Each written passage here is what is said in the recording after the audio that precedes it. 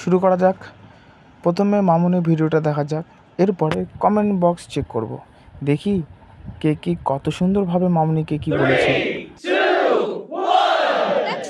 দিদা মারা গেছে আর সবাইকে যেতে হবে শ্মশানে। আমিও দেরি না করে ঝটাপট রেডি হয়ে চলে গেলাম শ্মশানে। আর চলো আমার দিদা মারা যাওয়ার আর শ্মশানের ব্লগটা তোমাদের সাথে শেয়ার করি। আর আগে আমি একটু রেডি হয়ে নি, আর শ্মশানে গিয়ে কি কি হয় তো চলো পুরো ভিডিওটা দেখতে থাকো, সবটাই শেয়ার করব তোমাদের সাথে। আমি ভেবেই পাচ্ছিলাম না কোন ড্রেসটা পরবো, তারপরে আমি ভাবলাম যে আমার তো একটা সুন্দর ড্রেস আছে আর আমি এই ড্রেসটা পরে নিলাম। আর একটু মেকআপ না করলে হয় তো, একটু টোনারটা মেখে তারপর ভাবছিলাম মেকআপটা শুরু করবো। তো চলো মেকআপটা শুরু করতে করতে তার আগে তোমাদের একটা গল্প বলি। আমি ভাবতেই পারিনি আমার দিদা আমাকে ছেড়ে চলে যাবে। আমার এইটা ভেবে খুবই খারাপ লাগছে যে আমার দিদা আমাকে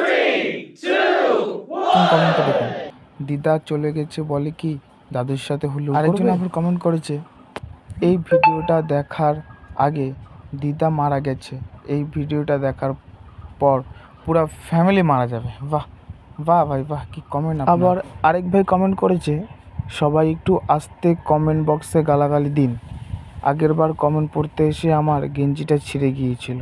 বাহ, কমেন্ট পড়তে গিয়ে গেঞ্জি ছিঁড়ে যাচ্ছে, এটা আবার কি ধরনের কমেন্ট।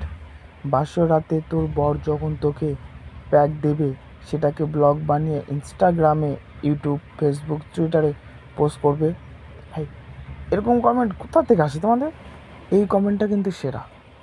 দিদাকে ছাড়, তুই কিভাবে জন্মালি সেটাও ব্লগ বানিয়ে দেখা, এটা আবার কী ধরনের কমেন্ট। মানছি ওরকম ভিডিও করেছে, তাহলে এরকম কমেন্ট করার দরকার? কমেন্টটা দেখুন একবার, দিদার সাথে একেও চিতায় তুলে দেওয়া হোক না, এরকম কমেন্ট করা একদম উচিত।